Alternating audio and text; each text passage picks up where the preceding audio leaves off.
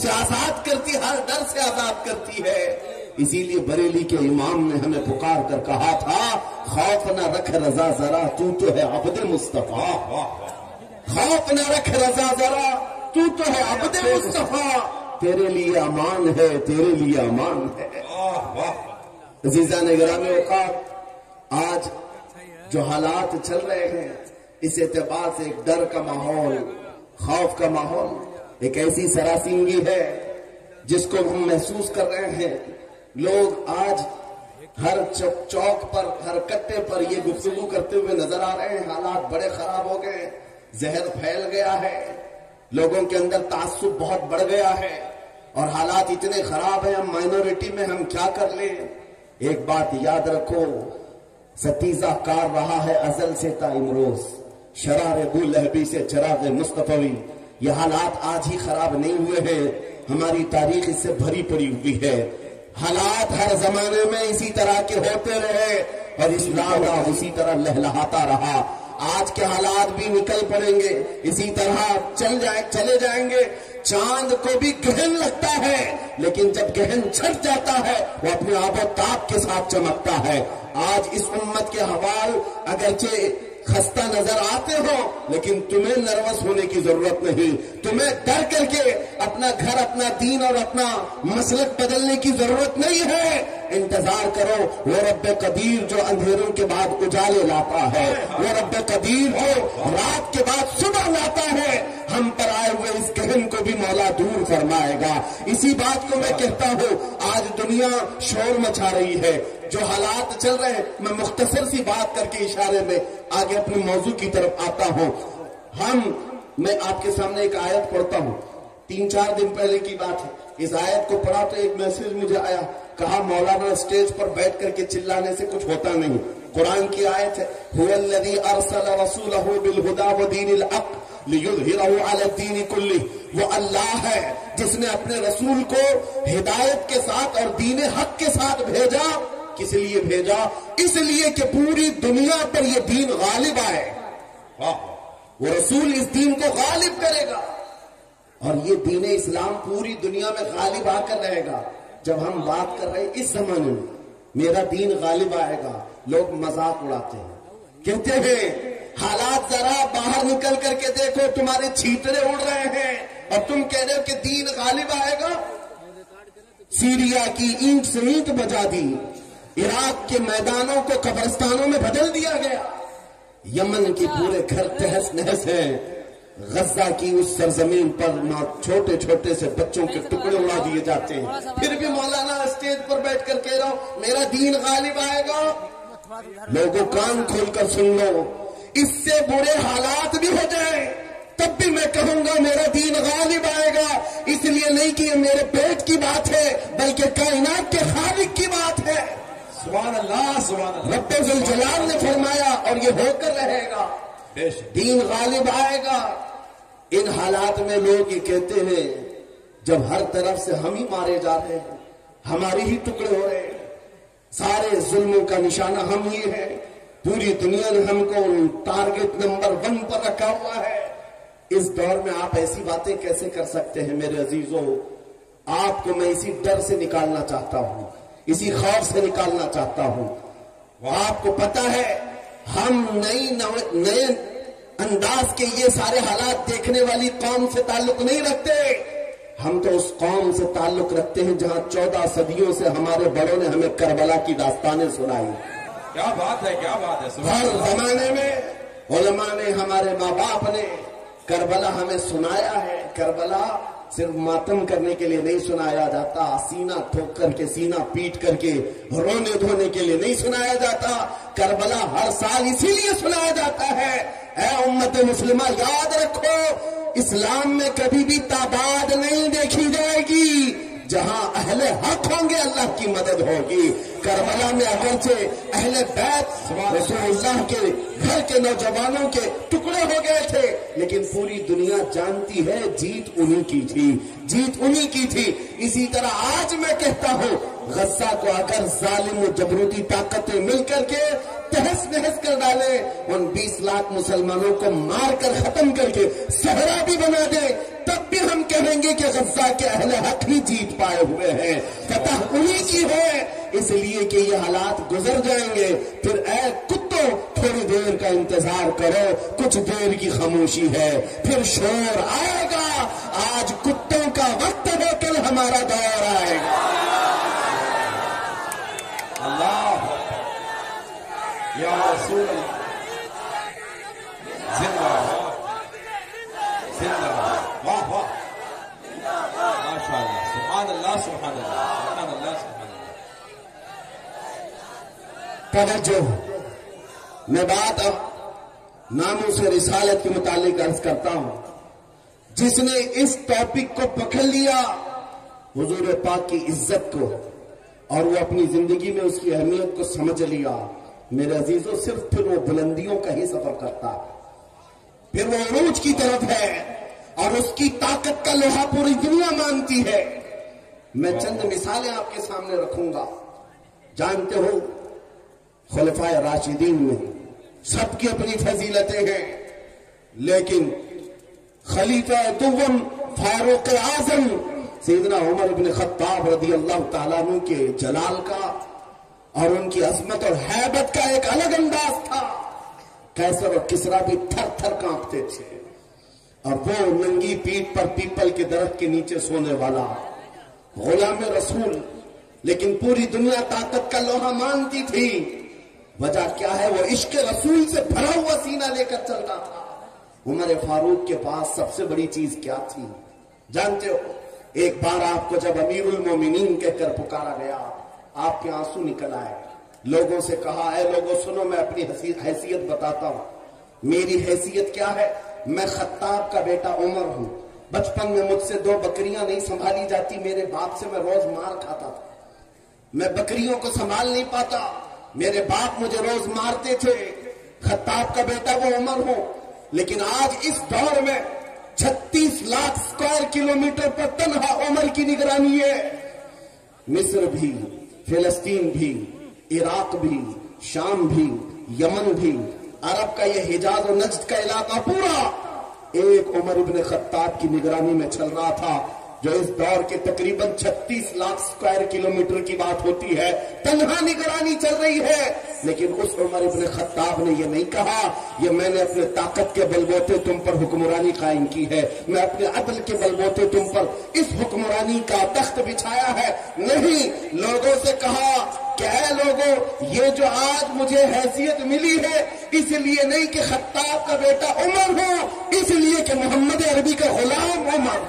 سبحان اللہ، سبحان اللہ، اپنی نسبت جب حضور سے مضبوط کرے، دنیا اس کی طاقت کا لوہا مانتی ہے۔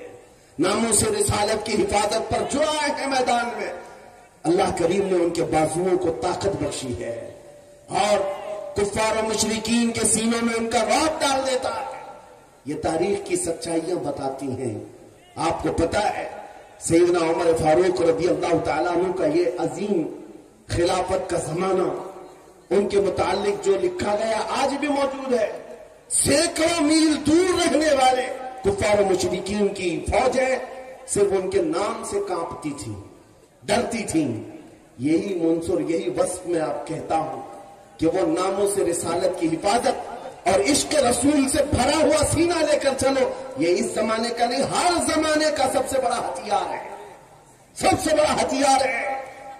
لوگ آج یہ کہتے ہیں، بعض لوگ جو میرے ساتھ ہر جلسے میں انویسٹیگیشن کرتے بھی رہتے ہیں، ہر جگہ چلتے رہتے ہیں، کئی مرتبہ ہمارے علاقے میں بھی آئے، اور وہ بار بار ہم سے یہ انویسٹیگیشن کرتے ہیں، آپ چاہتے کیا ہندوستان میں؟ جہاں جا رہے ہو یہ پورے مجمع کو جمع کر رہے ہو اور جذبے میں، اور ان کو جوش دلا کر کھڑا کر رہے ہو، کیا چاہتے ہو؟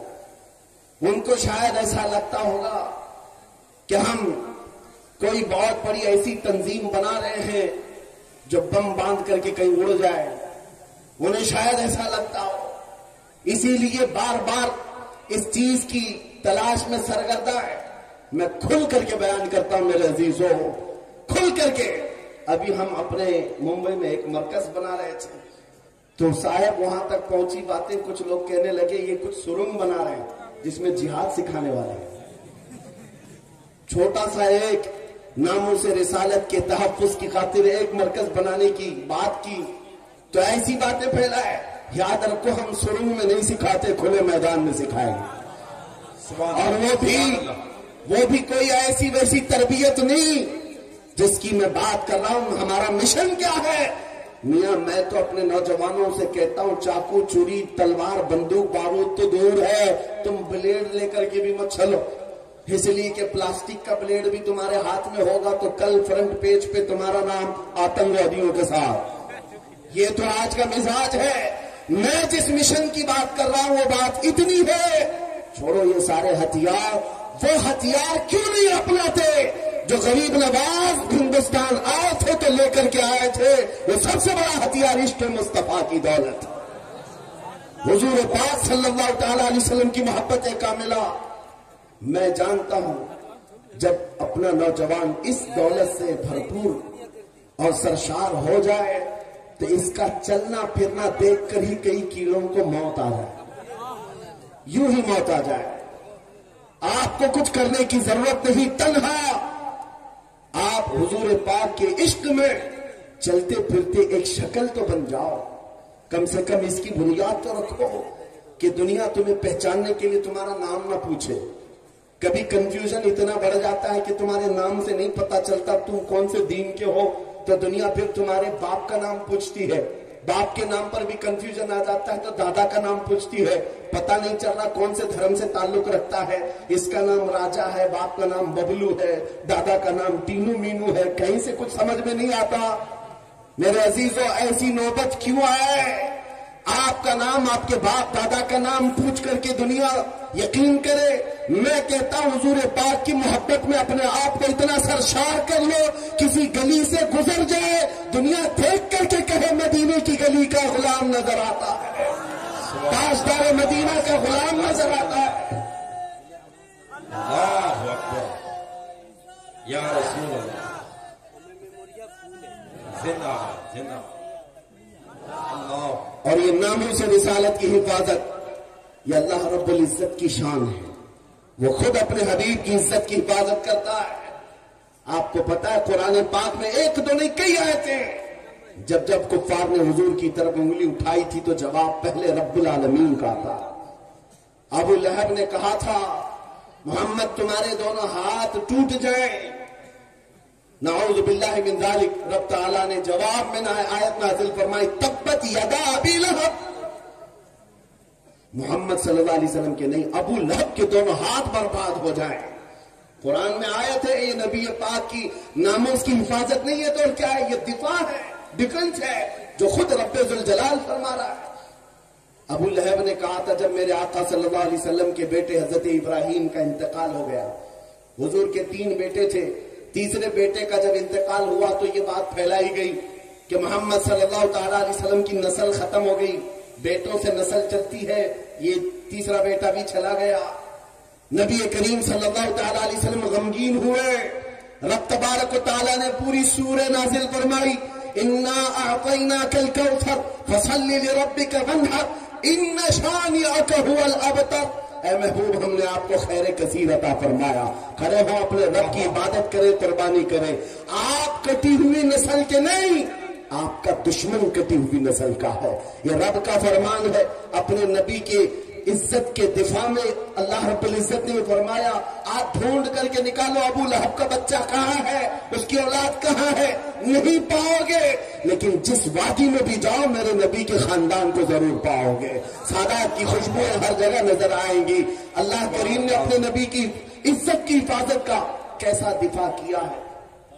تو ایک مرتبہ آیتیں اترنا رک گئی تھی، جو وہی آتی تھی چند دنوں تک وہی نہیں آئی.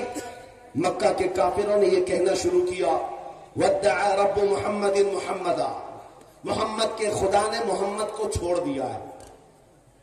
یعنی اب آیتیں نہیں آتی ہیں، اس کا مذاق کرنے لگے. نبی کریم صلی اللہ تعالی علیہ وسلم کے دل پر یہ بات گراں گزری. چند ہی دن نہیں گزرے تھے کہ جبرائیل امین پوری سورہ لے کر آئے. والضحى والليل وما سجى ما ودعك ربك वमा खला, ऐ महबूब آپ کو آپ کے رب نے نہ چھوڑا ہے نہ کم کیا ہے، وَلَلْآخِرَةُ خَيْرٌ لَكَ مِنَ الْأُولَى، بلکہ آپ کی ہر آنے والی گھڑی پچھلی گھڑی سے کئی درجے بہتر ہے۔ سبحان اللہ، سبحان اللہ۔ میرے عزیزو، یہ سب آیتیں میں وہ آپ کے سامنے کوٹ کر کے بتا رہا ہوں جس میں رب ذوالجلال نے شان رسالت بیان کیا، اپنے نبی کی طرف اٹھنے والی انگلیوں کو رب تبارک و تعالیٰ نے توڑ دیا۔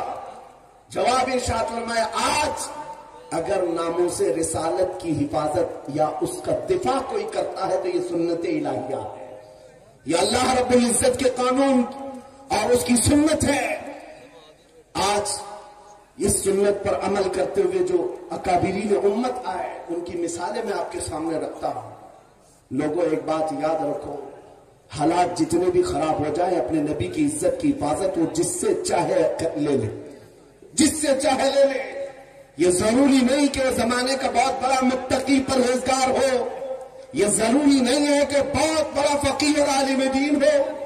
مولا کریم اپنے نبی کی عزت کی حفاظت پتھروں سے بھی چاہے لے سکتا ہے، کتوں سے بھی لے سکتا ہے۔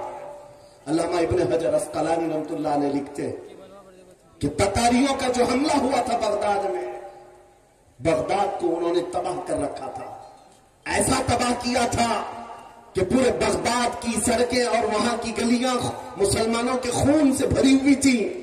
دریائے دجلہ کے پانی کو لال کر دیا تھا مسلمانوں کے خون سے، مسلمانوں کی کھوپڑیوں سے مینار بنا دیے تھے۔ اتنے قتل جس کا شمار نہیں ہوتا۔ ذخیرہ جو مسلمانوں کا تھا بڑی بڑی کتابوں میں اس کو جلا کر راکھ کر دیا تھا۔ ایک وقت ایسا آیا کہ تتاریوں کا جو حاکم تھا اس نے کچھ علماء کو قید کر کے گرفتار کر کے اپنے دربار میں منگوایا، جو مسلمان بچے کچے تھے۔ ان علماء کو بیڑیاں باندھ کر کے زمین پر اوندھا لٹایا گیا۔ آپ پوچھتے ہیں نا ان حالات میں ہمیں کیا کرنا چاہیے؟ سنیے میرے عزیزوں، حالات تو ایسے ہو گئے تھے بغداد میں کوئی ان کا پرسان حال نہیں۔ آج لوگ یہ بھی کہہ رہے ہیں کہ غزہ کے مسلمانوں کا کوئی پرسان حال نہیں، کیا ہوگا کیا ہوگا؟ توجہ، ان علماء کو قید کر کے بیڑیاں باندھ کر کے زنجیروں میں بادشاہ اپنے دربار میں اوندھا لٹایا ہے۔ اور اتنے ہی پر بس نہیں، ایک زر خرید عیسائی پادری دربار میں لایا گیا ہے، اس کو نذرانہ صرف اس بات کا دیا جا رہا ہے کہ وہ رسول اللہ کی شان میں گالیاں دے، حضور کی شان میں گالیاں دے، ان مسلمانوں کے دلوں کو جھلائے۔ ہر زمانے میں دنیا یہ جانتی ہے مسلمان قتل سے اتنا ڈرتا نہیں ہے جتنا رسول پاک کی عزت پر کوئی انگلی اٹھاتا ہے تو اسے تکلیف ہوتی ہے، اور ہے یہ حقیقت ہے۔ ہمارے بہت سارے ظلم و ستم ہم برداشت کر لیتے ہیں، لیکن نبی پاک کی شان میں ادنا توہین برداشت نہیں ہوتی۔ اس ظالم نے ایک عیسائی پادری کو دربار میں بلایا اور کہا ان کے نبی کی شان میں گالیاں دیتے رہو، تم پر پیسے لٹائے جائیں گے۔ اور وہ گالیاں دینے لگا۔ کون ہے وہاں پر جو حفاظت کرے میرے نبی کے نام کی عزت؟ کون ہے؟ کون حفاظت کرے گا؟ جو علماء تھے وہ تو زنجیروں پہ قید ہیں۔ کون ہے؟ اللہ کریم جب چاہے جیسے چاہے حفاظت کرتا۔ دربار میں بادشاہ کا ایک کتا تھا جو سونے کی زنجیر سے کوٹے پر بندھا رہتا تھا، ایک کھوٹے پر بندھا رہتا تھا۔ جیسے ہی وہ پادری گالیاں دینے لگا وہیں سے کتا بھونکنے لگا، زور زور سے بھونکنے لگا۔ درباریوں نے کہا کہ تیرا بیان شاید کتے کو اچھا نہیں لگ رہا اس لیے کتا بھونک رہا ہے۔ عیسائی پادری نے کہا وہ تو جانور ہے، میرا بیان کیا سمجھے گا؟ دوسری بار گالیاں دینے لگا، کتا پھر بھونکنے لگا۔ پھر لوگوں نے کہا تیرے بیان پر ہی کتا بھونک رہا ہے۔ اس عیسائی پادری نے کہا میرے بیان پر نہیں بھونک سکتا، اسے کیا خبر ہے؟ تیسری بار جب نبی پاک کی شان میں ہرزہ سرائی شروع کیا، اس کتے نے زنجیر توڑ دیا اور اچھل کر کے ایسے دربار میں آیا، اس عیسائی پادری کے سینے پر چڑھ کر اسے دم زدن میں چاک کر کے 2 ٹکڑوں میں بدل دیا۔ اس کتے کی ہیبت ایسی طاری تھی، پورے دربار میں سپاہی سے لے کر بادشاہ تک ہر آدمی کھڑا رہ گیا اور کتے کو دیکھنے کی بھی تاب نہیں تھی، ایسا لگتا تھا کوئی شیر ببر آیا ہوا ہے۔ اس کتے کی ہیبت سے لوگ ڈرے ہوئے تھے، اور تاریخ میں یہ لکھا ہے جنہوں نے ہماری کھوپڑیوں سے مینار بنایا تھا، جنہوں نے بغداد کو ہمارے خون سے نہلایا تھا، اسی تتاریوں کے دربار میں 1 2 نہیں 10,000 تتاریوں نے کلمہ پڑھ کر اسلام قبول کر لیا۔ سبحان اللہ سبحان اللہ سبحان اللہ سبحان اللہ۔ جب رب تبارک و تعالی ناموں سے رسالت کی حفاظت فرماتا ہے تو وہ کتوں کے ذریعے سے بھی کام لیتا ہے۔ یہ بات یاد رکھو، اور دنیا کو بھی میں یہ بتاتا ہوں، ہمیں قید کر دینے سے یا ہمیں پھانسی دے دینے سے اسلام کا خاتمہ نہیں ہوگا۔ کچھ لوگ یہ سمجھتے ہوں گے، آپ کو پتہ ہے تاریخ میں جب مراد آباد میں کفایت علی کافی رحمت اللہ تعالیٰ علیہ کو پھانسی پر چڑھایا گیا تھا، انگریز 8 دن تک جشن منا رہے تھے۔ ایک ایسے مولوی کو ہم نے پھانسی پر چڑھایا ہے جس کی زبان چلتی تھی تو ہزاروں لوگ اسے سنتے تھے اور پورے لوگوں میں اس کا ایک روپ تھا۔ ہم نے اس مولوی کو ختم کر دیا، مسلمانوں میں ایک خوف پیدا ہو جائے گا، ڈر پیدا ہو جائے گا۔ انگریز 8 دن جشن منائے ہوں گے لیکن انہیں خدائی قانون معلوم نہیں۔ مراد آباد میں پھانسی پر چڑھا رہے ایک عاشق رسول کو، اور پروردگار عالم اسی مراد آباد کے پڑوس شہر بریلی میں امام احمد رضا کو پیدا کر رہا ہے۔ وہ ایسا عاشق رسول پیدا کیا، جب وہ جوان ہوا تو صرف قلم سے نہیں، صرف زبان سے نہیں، بلکہ پوری تحریک چھیڑ دی۔ اور آج حالت یہ ہے، انگریز ایک عاشق رسول کو پھانسی پر چڑھا کر یہ سمجھتے تھے کہ عشق رسول کا خاتمہ ہو گیا۔ نہیں، ممکن نہیں ہے۔ بریلی کی زبان پھر چلی ہے تو ایسے چلی، خطہ خطہ آج بولتا ہے، ڈال دی قلب میں عظمت مصطفیٰ سیدی اعلیٰ حضرت پہ لاکھوں سلام۔ عزیزان گرامی وقار، آج ان حالات کو دیکھ کر جو سراسیمگی ہے نوجوانوں میں 2 چیزیں عرض کرتا ہوں۔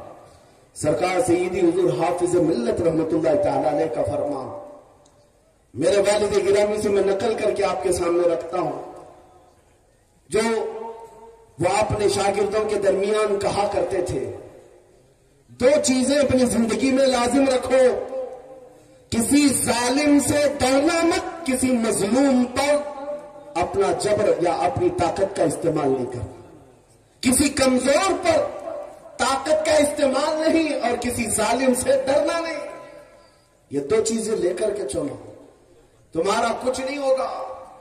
کلمہ طیبہ پڑھا ہے اور میرے نبی کی امت میں ہو، موت تو یوں بھی کسی بستر پر آنی ہی ہے، اور جب موت آنا ہی ہے تو میرے نبی کی سنتوں پر آ جائے، حضور کی محبت میں آ جائے، کیا فرق پڑتا ہے؟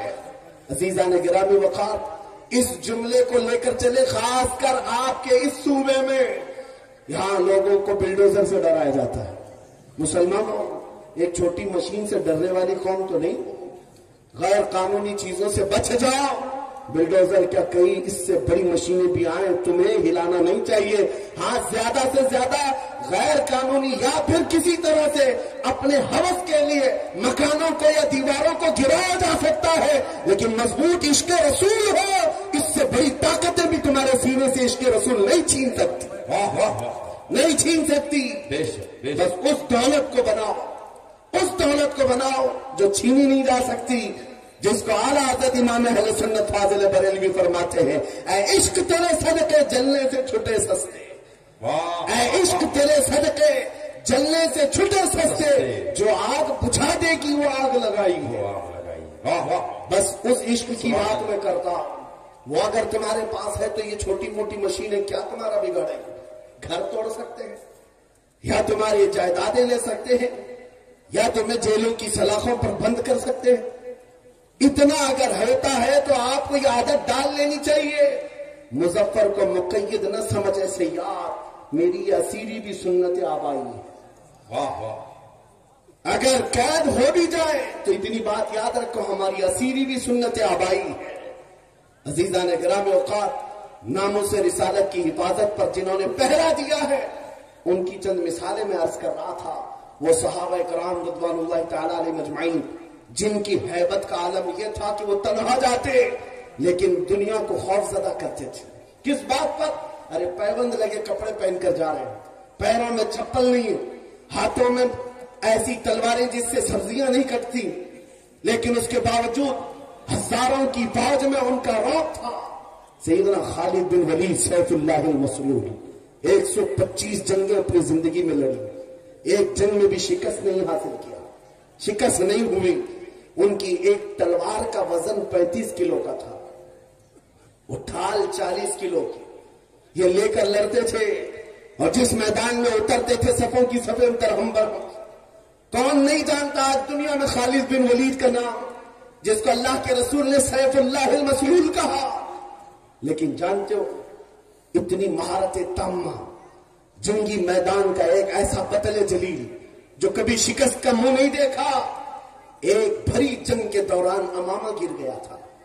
कुफार सामने हैं और तलवारें सोते हुए हैं, गर्दन पर तलवार आ सकती है। खालिद बिन वलीद तलवारों की परवाह नहीं कर रहे, उस अमामा को उठाने जा रहे हैं, अपनी पगड़ी उठाने जा रहे हैं। और दोनों काफिर वहां जो आपकी गर्दन के पास थे वो देखकर हैरत में रह गए। ऐसा सिपह सालार जो हर जंग को फतह कर लेता है, आज अपनी गर्दन बचाने की बजाय अपनी पगड़ी बचाने चल पड़ा। ये तो जंग के हुनर नहीं होते, एक छोटा सिपाही भी ऐसी गलती नहीं करता। खालिद बिन वलीद बड़े इत्मीनान के साथ अपनी पगड़ी उठा ली और अपने सर पर रख लिया। और उन काफिरों ने पूछा, हम तो तुम्हें बहुत बड़ा माहिर सिपह सालार समझते, लेकिन तुमने आज ऐसी गलती की है जो एक छोटा सिपाही भी नहीं करता। हम अपनी तलवारें, नंगी तलवारें तुम्हारी गर्दन तक ला चुके थे और तुम उस पगड़ी के पीछे भाग रहे थे, अभी गर्दन अलग कर देते हम।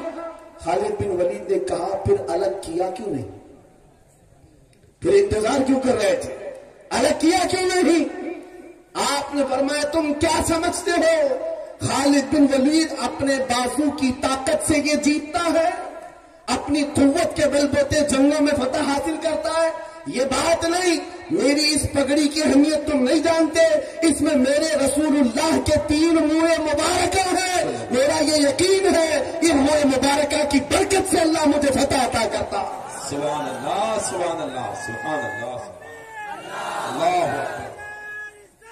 या रसूल अल्लाह जिंदाबाद। मेरे अजीजों, एक बात याद रखो, दुनिया में जिसने भी हैबत तारी की है वो इश्क रसूल की दौलत से ही तारी किया है। बेशक वो खालिद बिन वलीद रज़ी अल्लाह ताला को नबी करीम सल्लल्लाहु ताला अलैहि वसल्लम से कमाल दर्जे की मोहब्बत, हुजूर के आज़ाए मुबारका बाल मुबारक से इस कदर वालिहाना अकीदत, जिसकी वजह से उनका यकीन था कि मुझे जंगों में फतह मिलती और कुफार के दिलों में हैबत तारी होती है। आपको पता है, तारीख में आप झांक करके देखें, एक ऐसा खलीफा भी गुजरा है जिसका नाम आज भी लोग लेते हैं, बल्कि यूरोप की सरजमीन पर तो अब उस अजीम जर्नेल का दिन मनाया जाने लगा है, वो सलाहुद्दीन अय्यूबी। जब बैतुल मुक़द्दस की बात आई है तो हर जगह से सलाहुद्दीन का भी नाम आ रहा है, नाम जुड़ा हुआ है। इटली और डेनमार्क में अब लोग सलाहुद्दीन डे मना रहे हैं। हम नहीं, दुश्मनाने इस्लाम भी कहते हैं, ऐसा जर्नेल हमने देखा नहीं तारीख में। इसलिए कि 50-50 हजार लोग कैद होकर आते अगर जंग में, तब भी सबको आजाद करता था, माफ करता था, बड़ा दिल रखता था, बहुत बड़ा दिल रखता था। उस सलाहुद्दीन की बात कर रहा हूं, जिसकी ताकत का लोहा पूरी दुनिया मांगती रही। सलीबी ताकतों ने लिखा है, एक मैदान ऐसा भी हमने देखा, मुसलमान तारीख निगारों की बात नहीं कर रहा हूं, अंग्रेज तारीख निगार लिखता है, एक मैदान ऐसा भी आया जब 4 लाख सलीबी थे, लेकिन मुकाबले में सलाहुद्दीन के पास सिर्फ 12,000 की फौज थी। फिर भी डटा रह गया, और डटा ही नहीं रहा बल्कि 4 लाख को तितर बितर करके रख दिया। वाह वाह, वो ताकत का लोहा दुनिया मानती थी। उस सलाहुद्दीन की बात में कर रहा हूं। ये दौलत कहां से थी सलाहुद्दीन के पास, जो खालिद बिन वलीद को मिली, जो उमर इब्न खत्ताब को मिली रज़ी अल्लाह अन्हुमा, वही सलाहुद्दीन अय्यूबी के पास भी थी। बुरनिस नाम का एक ऐसा ईसाई सिपह सालार था जिसने मुल्के शाम में कुछ मुसलमानों को गिरफ्तार किया जो हज पे जा रहे थे, औरतों को जलील किया, उनको कोड़े मारे, उनका माल लूट लिया। सुनो, जब वो मुसलमान वहां पर किसी के आसरे पर नहीं थे, किसी के सहारे पर नहीं थे, वो बुरनिस उन्हें कोड़े मारता था और कहता था, क्या कहता था, बुलाओ अपने मोहम्मद को, कहां है तुम्हारा मोहम्मद? नाउज़ बिल्लाह, حضور کا نام لے کر کے تانا دیتا تھا، تم بات بات پر محمد عربی کی بات کرتے ہو، بلاؤ محمد کو، آج میں تم کو قید کیا ہوں، آج میں مار رہا ہوں، کوئی تم کو بچا نہیں رہا ہے۔ ایسے جب حالات آ جائیں تو میرے عزیزو یہ مت سمجھنا کہ اللہ کے رسول کی مدد نہیں آتی، آتی ہے، امتحانوں سے گزارا جاتا ہے۔ یہ وقت گزر گیا اور ان گرفتار مسلمانوں میں سے کوئی ایک آ کر صلاح الدین کے پاس یہ بات عرض کیا۔ برنس نام کا ایک ایسا جرنیل ہے عیسائیوں کا جس نے مسلمانوں کی ایک جماعت کو گرفتار کیا اور کوڑے مارتا تھا، مال لوٹتا تھا اور کہتا تھا بلاؤ محمد کو، کہاں ہے؟ یہ اس زمانے کی بات ہے جب صلاح الدین بہت بیمار تھے، بستر پر لگ چکے تھے، بیمار تھے۔ صلاح الدین کو جیسے ہی یہ بات پتا چلی، گرج کر کہنے لگے میں اپنی پوری طاقت و قوت جمع کروں گا اور اس کے بعد اس برنس کے پیچھا کروں گا۔ 2-2.5 سال گزر گئے، 2.5 سال گزر گئے، بیمار بھی تھے اور اسی بیماری میں اپنے لشکر بھیجتے رہے۔ وہ وقت آ ہی گیا، بکرے کی اماں کب تک خیر منائے گی، ایک دن بکرے عید تو آئے گی۔ اس برنس کو صلاح الدین کی فوج نے گرفتار کیا اور وہ گرفتار ہو کر جب قیدی بن کر صلاح الدین کے پاس لایا گیا، صلاح الدین ایوبی کی آنکھیں شعلے برسا رہی تھی، اپنی ہاتھ میں تلوار لے کر کے آئے اور پوچھا کیا کہتا ہے بتا برنس۔ برنس کہا میں تمہارے بارے میں جانتا ہوں، تم ہزاروں قیدیوں کو یوں ہی آزاد کرتے ہو، جب جب تمہارے پاس قیدی آتے ہیں ان کو تم فدیہ لے کر یا چھوٹی سی بات پر آزاد کرتے ہو۔ آج بھی میں وہی امید رکھتا ہوں صلاح الدین مجھے آزاد کرے گا۔ صلاح الدین ایوبی نے کہا ہرگز نہیں، تیرا خیال باطل ہے، تیرا گمان غلط ہے، صلاح الدین آزاد تو ضرور کرتا ہے لیکن اس کو نہیں جو نام مصطفیٰ پر انگلی اٹھاتا ہے، جو میرے نبی کو للکارتا ہے۔ آج سے 2.5 سال پہلے تو نے مسلمانوں کو گرفتار کر کے کہا تھا بلاؤ محمد کو، کہاں ہے؟ یہ دیکھ محمد عربی نے تلوار دے کر مجھے بھیجا ہے تیری گردن لینے کے۔ واہ واہ، کون ہے تو تجھے بچائے گا؟ یا رسول اللہ، واہ۔ میرے عزیزوں، صلاح الدین ایوبی نے تاریخ کی سچائیوں میں یہ واقعہ ایسا رقم کیا کہ آج ہم کو یہ سمجھ کر کے چلنا چاہیے ہمارے ہر مسئلے میں سمجھوتا کیا جا سکتا ہے، حضور کی عزت کے معاملے میں کوئی سمجھوتا نہیں کیا جا سکتا۔ جو جان مانگو تو جان دے دے، جو مال مانگو تو مال دے دے، مگر یہ ہم سے کبھی نہ ہوگا نبی کا جاہو جلال دے دے، کیا بات، یہ نہیں ہوگا۔ اور دنیا آج یہی سمجھتی ہے۔ ان کے لیے میں ایک بات کہوں گا، صلاح الدین ایوبی نے جس برنس کو اس روئے زمین سے نکال کر کے زمین کو پاک کیا تھا، وہ حالات آئیں گے میرے عزیزوں، پھر اللہ کریم کسی محافظ بیت المقدس کو بھیجے گا۔ میرے نبی کا فرمان ہے لا تزال عصابة من امتی يقاتلون على ابواب دمشق وما حولها وعلى ابواب بیت المقدس لا يضرهم خذلان من خذلهم ظاهرين على الحق الى ان تقوم الساعة۔ نبی کریم صلی اللہ علیہ وسلم فرماتے ہیں میری امت میں ایک جماعت ایسی ہوگی جو دمشق کے دروازوں پر اور بیت المقدس کے ارد گرد ہمیشہ لڑتی رہے گی حق کے لیے، اور کسی کے برا چاہنے سے ان کا کچھ برا نہیں ہوگا، قیامت آنے تک وہ حق کے لیے لڑتے رہیں گے۔ سبحان اللہ، یہ میرے نبی کا فرمان ہے، اور وہ اہل حق رہیں گے ہر زمانے میں۔ آج یہاں پر بھی ہم دیکھ رہے ہیں بہت سارے کتے اب گلیوں میں آ گئے بھونکنے کے لیے، حالات دیکھ دیکھ کر، اور جس بھی میڈیا دجالی میڈیا کو کھولو شروع ہو گیا ان حالات کو بیان کر کر کے، دیکھو یہاں پر ان کو کیسے مارا جا رہا ہے، کیسے کاٹا جا رہا ہے، کیسے ان کے چیتڑے اڑائے جا رہے ہیں۔ شرم کرو ظالموں، 6 مہینے کے بچوں کو بھی آتنکوادی کہتے ہو، ہزاروں بچوں کا خون ہو گیا، پھر بھی یہ دغلی دنیا ایسی ہے جو رشیا کو آتنکواد نہیں کہہ سکتی، جس نے یوکرین کو راکھ میں بدل کر رکھ دیا ہے، وہاں کوئی نہیں کہتا اس لیے کہ ان کا دادا ہے، اور یہاں پر چھوٹی سی ایک جماعت کے پیچھے پڑے ہوئے ہیں۔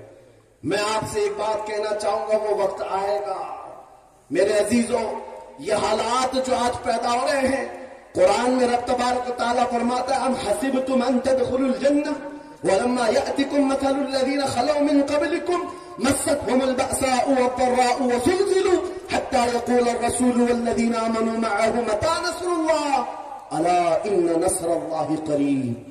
رب فرماتا ہے لوگ کیا یہ سمجھتے ہیں یہ یوں ہی جنت میں داخل ہو جائیں گے یا ایسی ہی جنت میں چلے جائیں گے اور ان کو ویسے نہیں آزمایا جائے گا جیسے پچھلوں کو آزمایا گیا تھا کہ ان کو سخت تکلیفیں آئیں، پچھلے دور کے ان جیالوں کو آزمایا گیا، سخت تکلیفیں آئیں، ان کو ہلا دیا گیا تھا، وہ زلزلوں، یہاں تک کہ رسول نے بھی اور ان کے ساتھ والے ایمان والوں نے کہا اللہ کی مدد کب آئے گی؟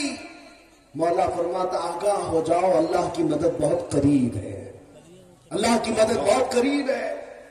یہ حالات آ جانے کے بعد بھونکنے والے بھونکتے رہیں گے لیکن تمہارے دلوں میں نروس پن نہ آئے، ڈر اور نا امیدی نہ آئے۔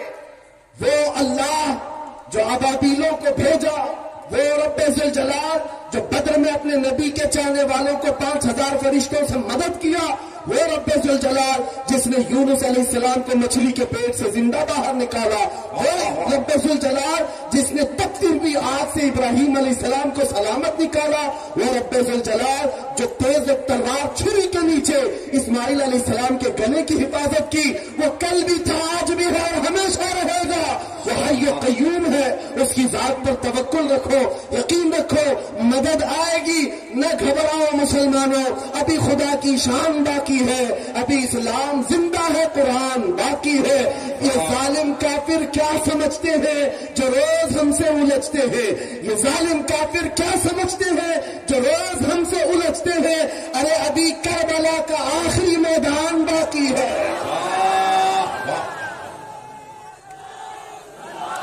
سبحان اللہ سبحان اللہ یا رسول اللہ، ماشاء اللہ یا رسول اللہ یا علی، واہ۔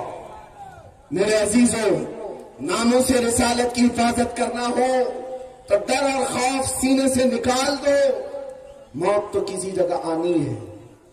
عشق گر جرم ہو تو پھانسی کی سزا دی جائے۔ عاشق رسول کہتا ہے عشق گر جرم ہے تو پھانسی کی سزا دی جائے، ڈرے محبوب پہ لیکن یہ سزا دی جائے۔ کیا بات، کیا بات۔ ہماری تمنا یہی ہے، حضور سے محبت کرنا اگر جرم ہے تو یہ جرم بار بار کریں گے۔ حضور پاک صلی اللہ علیہ وسلم کی سنتوں پر چلنا۔ آپ سے میں ایک سوال کرتا ہوں، ناموں سے رسالت کی حفاظت کیسے کریں گے؟ یہ زبان سے، ان نعروں سے، ان مجموعوں سے؟ آپ سے میں پوچھتا ہوں اگر دنیا تمہیں رسول اللہ کا غلام کہہ کر پکارے تو تمہیں کوئی اعتراض ہے؟ آپ کو برا لگے گا؟ بلکہ میں تو سمجھتا ہوں اگر ہمارا انٹروڈکشن اس بات سے ہو جائے یہ تو زندگی کی معراج ہے۔ سگے طیبہ سب کہہ کے پکارے بیدم، یہی رکھیو میری پہچان مدینے والی۔ بیدم وارثی تو کہتے ہیں اے اللہ کے نبی دنیا مجھے طیبہ کا کتا کہہ کر پکارے، بس میری اتنی پہچان بنا دو، میری اتنی پہچان بنا دو۔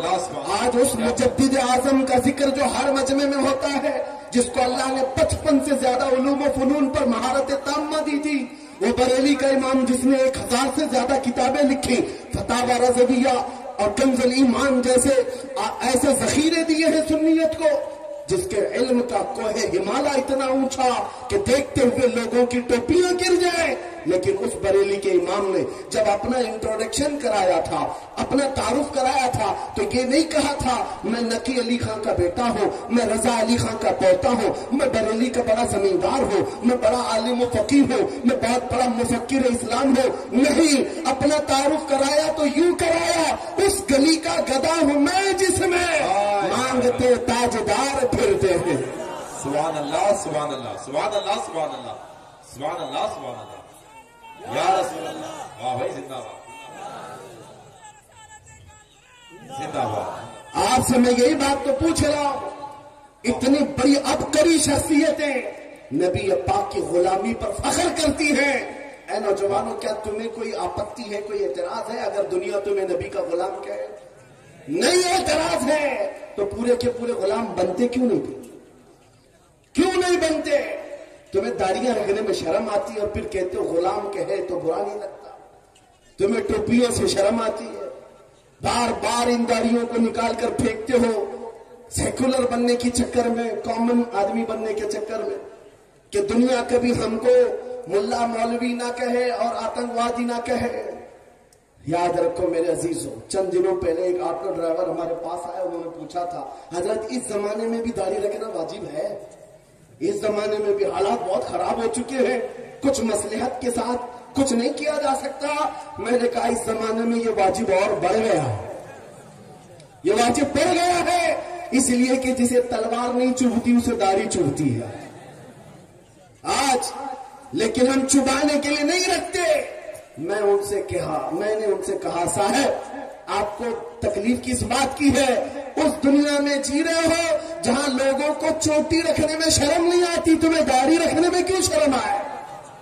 लोगों को बालियां पहनने में, चूड़ियां पहनने में शर्म नहीं आती मर्दों को, और तुम्हें नबी पाक की सुन्नतों पर क्यों शर्म आए? क्यों गुलामी पर एतराज है तुम्हें?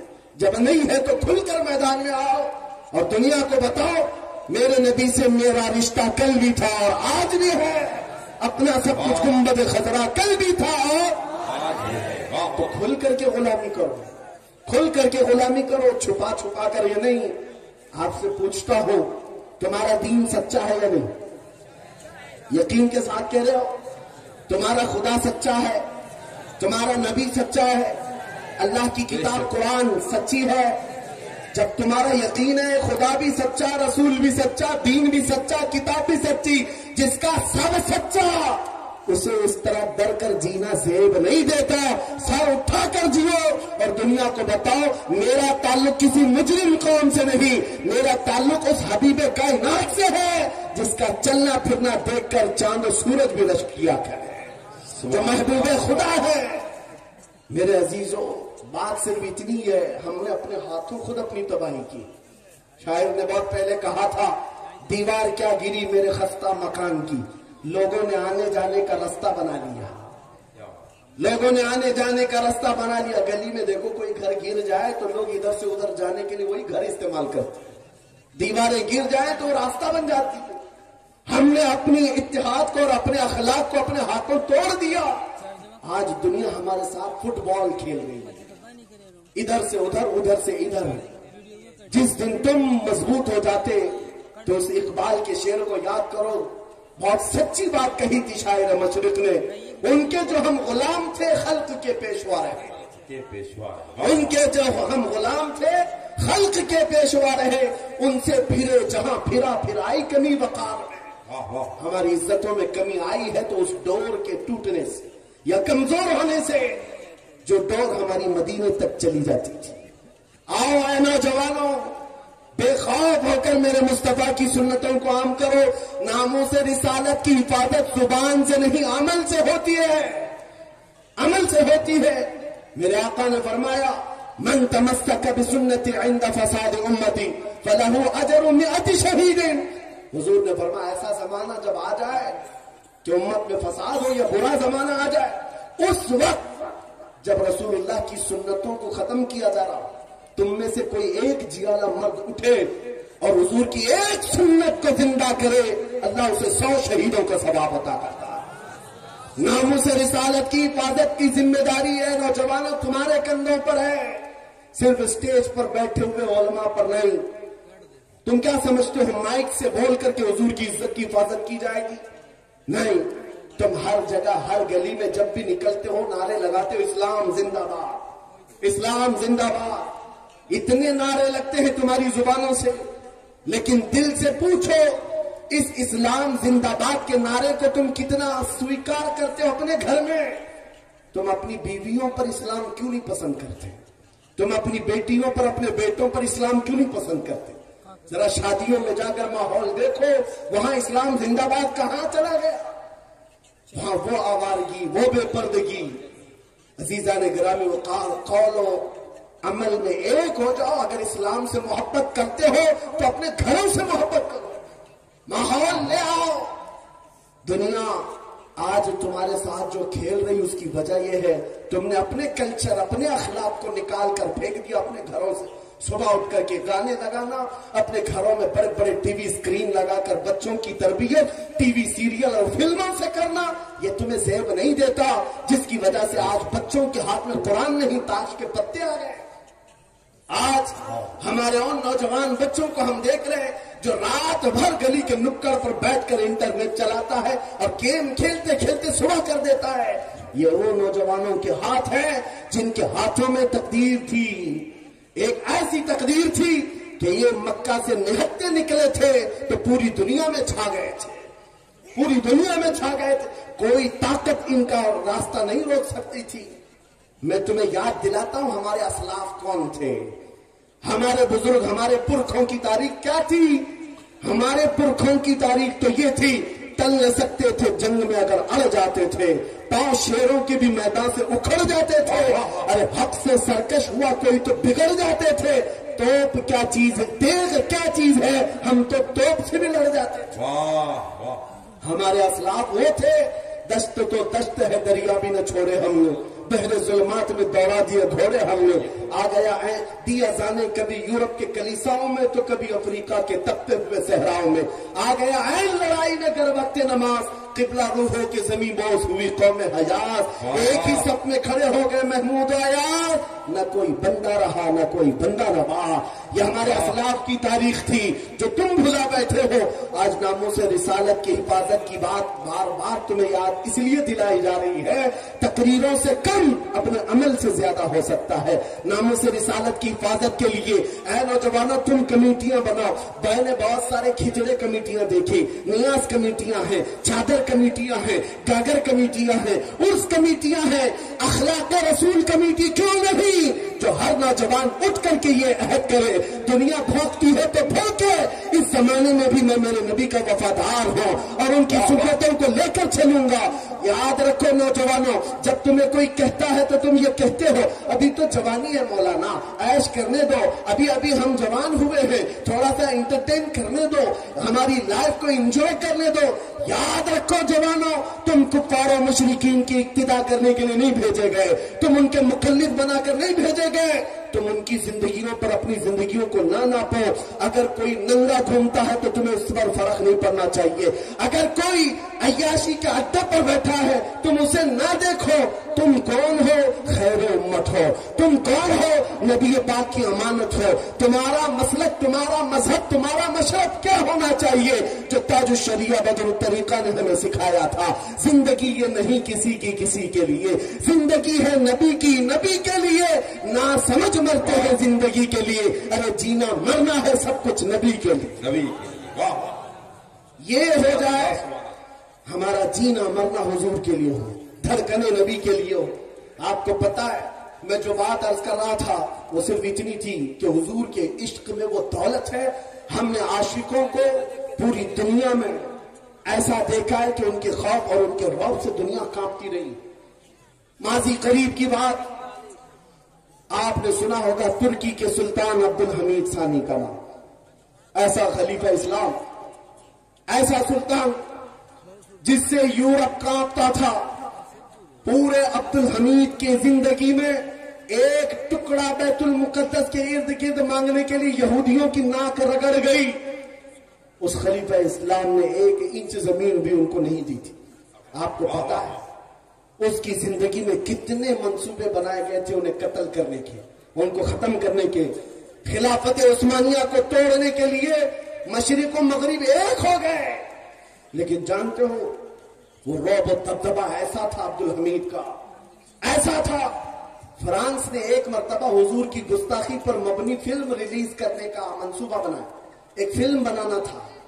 جیسے ہی سلطان عبد الحمید کو یہ خبر ملی، پیغام صرف اتنا بھیجا کہ اے فرانس کے لوگوں باز آ جاؤ، نبی پاک سے ہمارا ایسا روح کا رشتہ ہے، ایسا ایمان کا رشتہ ہے کہ ہم میں سے کوئی مسلمان اس چیز کو برداشت نہیں کرے گا۔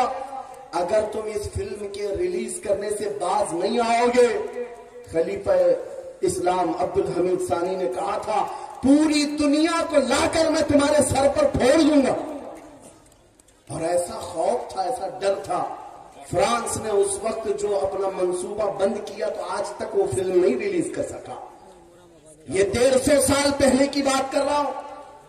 اس وقت کی یہ یورپی طاقتیں خوف کھاتی تھی, تھراتی تھی عبد الحمید سے. کس وجہ سے؟ عبد الحمید کی فوج بہت بڑی تھی, عبد الحمید کا ذہن بہت بڑا تھا. نہیں, عبد الحمید کا عشق رسول کمال کا تھا. کیا بات ہے, کیا بات, عشق رسول کمال کا تھا. مدینہ طیبہ سے جب انہوں نے ٹرین چالو کی تھی استنبول تک کے لیے, جب انجن کو چلایا تو انجن آواز کرنے لگا. عبد الحمید نے کوڑا مارا, شہر رسول میں اتنی بلند آواز. عبد الحمید کو وہ بھی پسند نہیں تھا. وہ نبی پاک کے شہر کی حرمت اور عزت رکھنے والا. میں نے جتنی مثالیں دی ہیں یاد رکھو, عمر ابن خطاب کی, خالد ابن ولید کی, صلاح الدین ایوبی کی اور خلیفہ عبد الحمید کی. یہ وہ مثالیں میں تمہارے سامنے رکھ رہا ہوں جو سب کے پاس اگر کوئی دولت تھی تو عشق رسول کی دولت, جس سے انہوں نے پوری دنیا کو زیر کر دیا تھا اور سب کے سامنے اپنی طاقت کا لوہا منوا لیا تھا. اس عبد الحمید کے بارے میں جانتے ہو, جس نے عشق رسول میں ایسا بھرا ہوا سینہ اپنے پاس رکھا تھا. اس کے زمانے کا ایک غریب آدمی تاریخ میں بتایا گیا ہے, مفلس تھا. قاضی نے اس کو جیل سنا دیا تھا, اس لیے کہ کئی لوگوں سے وہ قرضہ لیا تھا اور قرضہ نہیں دے پاتا تھا. قرض خواہوں نے قاضی کے پاس مقدمہ کیا, یہ غریب آدمی ہم سب سے قرضہ لیتا ہے, واپس نہیں کرتا ہے.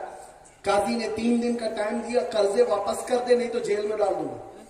وہ روتا ہوا اپنے گھر جا رہا تھا, ایک بزرگ ملے, کہا تیرے مسئلے کا حل یہ ہے کہ حضور کی بارگاہ میں رو رو کر کے بیان کر, کچھ نہ کچھ مدد آئے گی, کچھ نہ کچھ مدد آئے گی. رات کو گیا وہ روتا ہوا بارگاہ مصطفیٰ میں فریاد کرتا ہوا سو گیا. میرے عزیزوں, بات سچی ہے, جب دل ٹوٹتا ہے تو مدینے کا تاجدار آتا. خواب میں میرے آقا تشریف لائے, پوچھا کیا مسئلہ ہے؟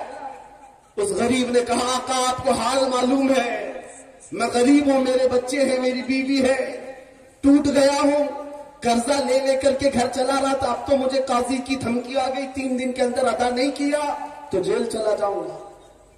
اس غریب کو میرے آقا صلی اللہ علیہ وسلم نے خواب میں بیان کیا کہ جا, کل اٹھنے کے بعد بادشاہ کے دربار میں چلا جا, جو سلطان ہے اس کے دربار میں جا کر اس سے کہہ کہ تجھے جتنی ضرورت ہے وہ لے لے.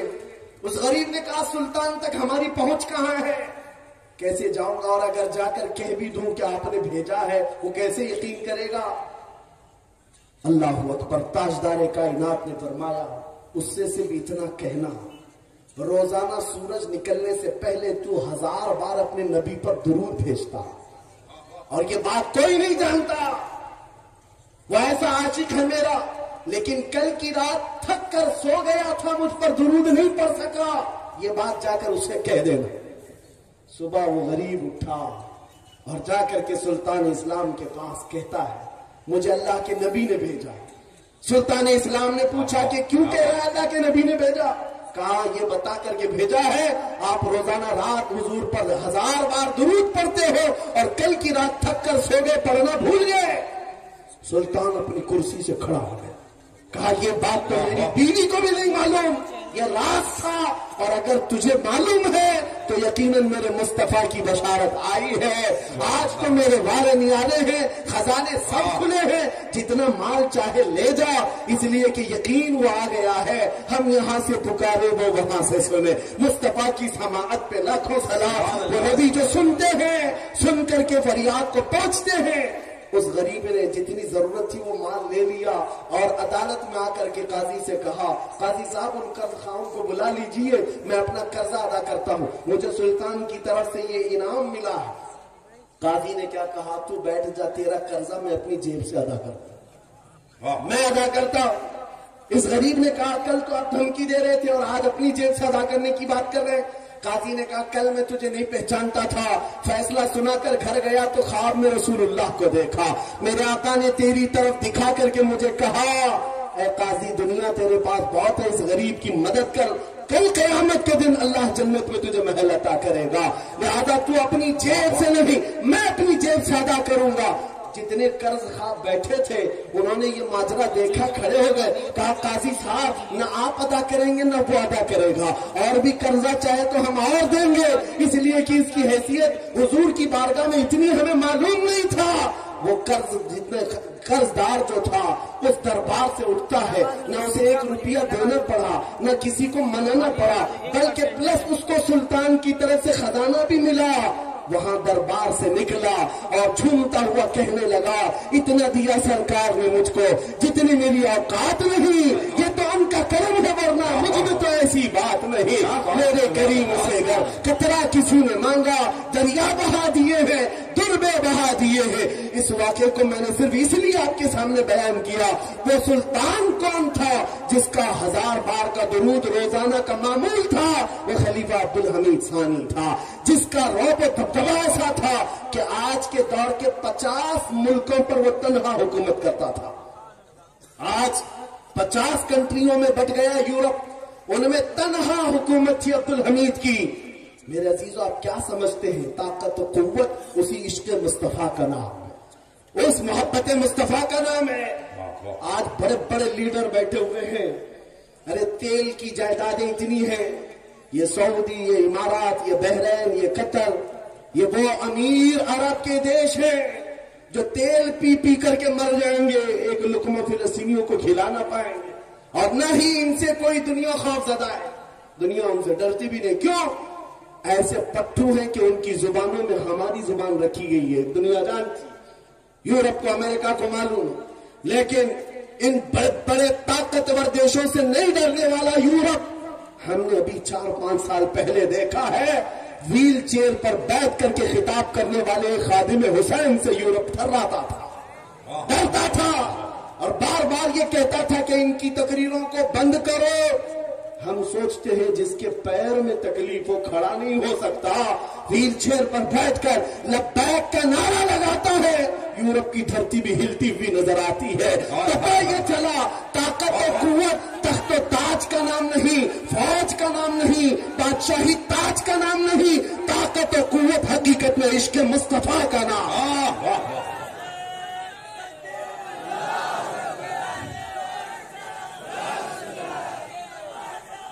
لبیک یا رسول اللہ، لبیک یا گاؤں میں اپنی گفتگو کو ختم کرنے پر آیا ہوں۔ ساری دنیا کے ان ناموں سے رسالت کے محافظین جو جیا لیتے ان کی بارگاہ میں نے خراج عقیدت پیش کیا، جنہوں نے میرے نبی کے نام کی عزت کی حفاظت کی ہے، وہ خواہ سیدنا عمر ابن خطاب ہو، سیدنا خالد ابن ولید ہو، سیدنا صلاح الدین ایوبی ہو، یا سلطان عبدالحمید ثانی ہو، یا ان جرنیلوں کی بات میں کر رہا ہو جن کی طاقت کا لوہا پوری دنیا مانتی تھی، لیکن ان سب کے پاس ایک ہی طاقت تھی، وہ عشق رسول کی تھی۔ آپ کو میں اب اس جوالے مرد کلندر کے دربار میں لے جاتا ہوں جس کی طاقت کا لوہا آج بھی دنیا مانتی ہے، اور ہر علاقے میں جس کا رعب چھایا ہوا ہے، وہ کون ہے؟ وہ بریلی کا تاجدار ہے، وہ امام اہل سنت ہے۔ اس لیے کہ دنیا آج ان کے نام لیواؤں سے ڈر رہی ہے، یہ بریلوی ہے تو ڈر لگ رہا ہے، اس لیے نہیں کہ آتنکوادی ہے، اس لیے نہیں کہ دہشت گرد ہے، اس لیے کہ عشق رسول میں جب نکلتا ہے تو کایا پلٹ دیتا ہے، زیر کو صبر کر دیتا ہے، زبر کو زیر کر سکتا ہے۔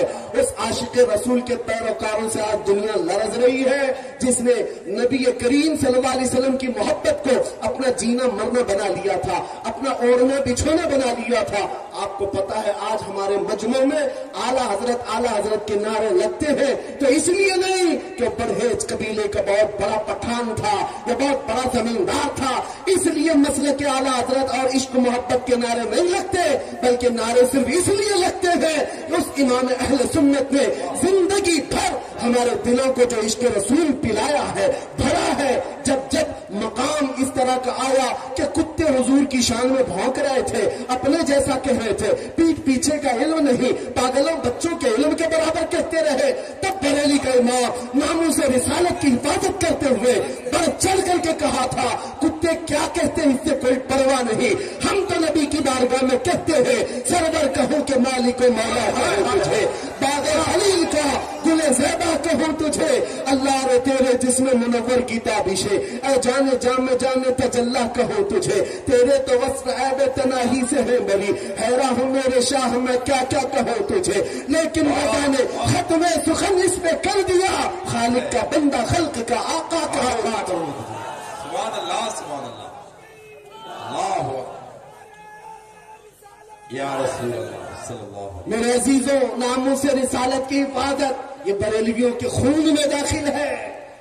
آج پورے بر صغیر کے خطوں میں دیکھو نبی پاک کی شان میں گستاخیوں کے خلاف اگر کوئی جماعت میدان میں نظر آتی ہے تو عاشقان امام احمد رضا کی جماعت.